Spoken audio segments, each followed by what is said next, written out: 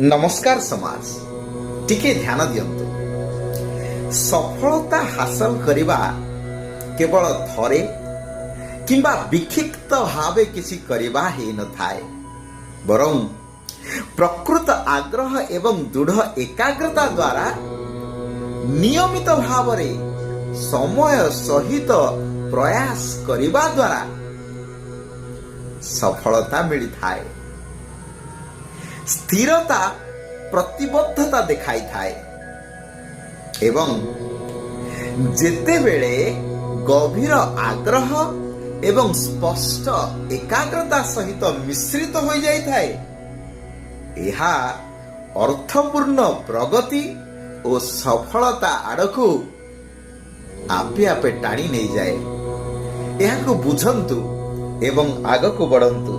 धन्यवाद।